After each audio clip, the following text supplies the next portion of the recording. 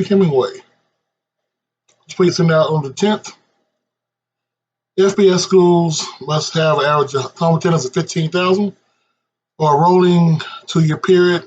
FBS school will sponsor a minimum of 16 varsity intercollegiate teams, including football, with at least 6 men's or co-ed teams and at least 8 all-female teams. Whew. So Coach had to ask questions, right? This is what it's about. So Southern, for FAMU, JSU, and Southern can move up? Yep. So I'm just like, I'm playing a little devil's advocate here. If JSU wins the Celebration Bowl and FAMU makes semifinals in the collegiate college playoffs, whatever, with high enough TV rating, they get invited to the SunBelt Conference day one. They are the biggest brands in that league. Having a ball out here at the Orange Blossom Classic. First time in more than 40 years this game is played. The game on the field was a little bit sloppy, but as you can see and you can hear, the bands had a lot of fun. Here's what they sounded like at halftime.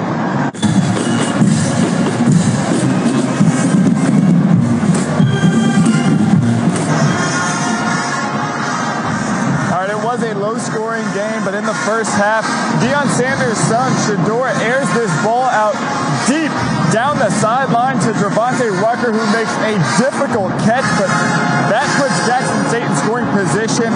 Sanders, with a 1-yard touchdown run, gave Jackson State a 7-3 lead. Now, I mentioned this game was sloppy in part because of the rain. Sanders trying to make something happen, gets stripped of the ball at midfield.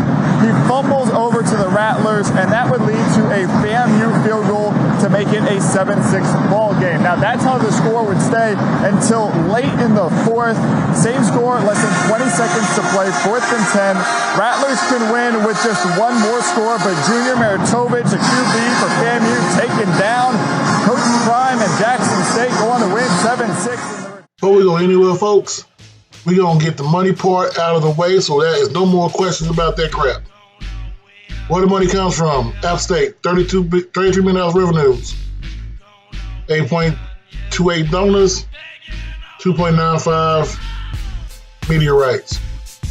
Football spending, 9.785. Arkansas State, 29.3 revenues, 2.49 in media rights, 6.95 in donations. Spending,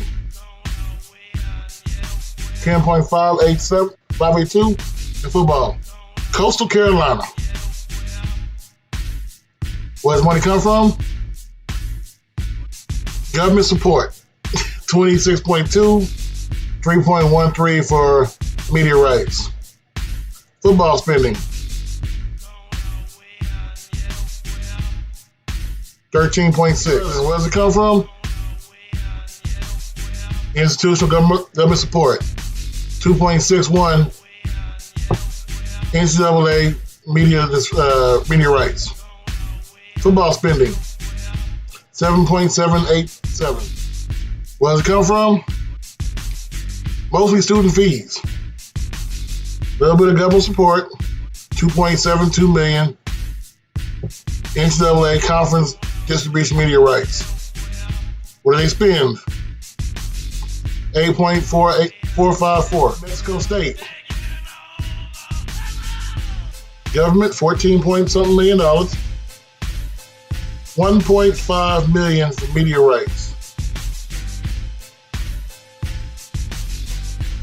Spending, university. Come from student fees and government. 2.41 million media rights. Football spending, 8.954. University.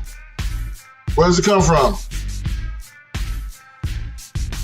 Institutional government spending, 2.3 conference media rights, 8.294. Fayette.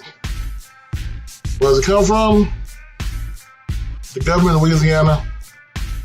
And then it's 2.4 million again, NCAA distribution media rights. Spending 11. UL Monroe. Where does it come from? The government, baby. $12 million from the government, 2.42 for conference rights. Football spending, 6.518. Where does it come from? The government, the fees. 2.5 million, conference media rights. Spending, 11.84 SAMU. Where does money come from? Mostly student fees, other revenue. There is no apparent institutional support from the government from FAMU. Yeah. Football spending, they're sitting at around 2.3. Yeah, I'm going to be honest about it. FAMU averages 16,967 people per home game. When it comes to rankings, they'll be ranked 109th.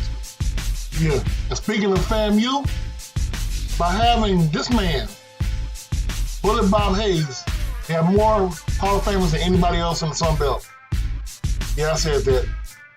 Reason why I focus more on FAMU on this video is because they will bring in one of the biggest TV markets. They will also come in there with the second, if you want to put Georgia State, the third biggest market in the conference. Also, the second biggest brand in the conference. That Orange Blossom Classic between Jackson State and FAMU will be the biggest game by far in that conference. It will be the end-all, be-all of the SunBelt. It will only take 2 years. Yeah, I said it. Check me on it. 2 years before they compete for their division. Don't get me wrong, their division they'll be in be the toughest one. You got James Madison, you got Coastal Carolina, and the Georgia schools. It's not a cakewalk. Neither will FAMU. By having 6 games at home and a yearly game in Atlanta, they're not losing out. Now this team will be able to strike and take over the eastern part of the SunBelt very quickly. But coach, you may ask, wasn't this video about 2 teams? I thought it was a takeover, not a vacation. Well, that other team. The other team in this equation, take over the SunBelt, there's no introduction. We know who the hell they are.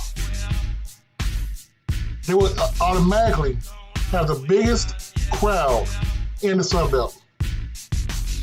When it comes down to attendance via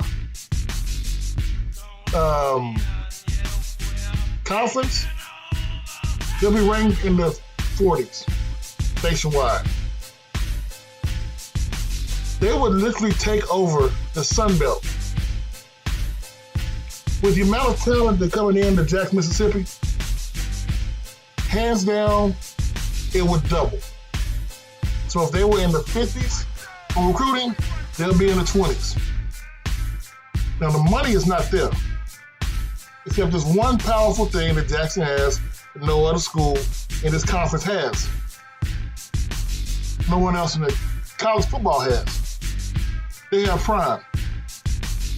The man can talk salt out of a slug. You don't think the donations will come in more? And I showed y'all every single one of those schools' funding to show you the big difference between the FCS, particularly HBCUs, and these FBS schools. State funding. No HBCU has state funding. Particularly these two. Maybe Alabama schools. That will change if Jackson and FAMU are fighting for the playoffs. I don't mean the FCS playoffs. If Coastal had won their last game, they would have been fighting for FBS playoffs or the New Year's Six Day Bowl. Coach Simmons, and I am out. Takeover complete.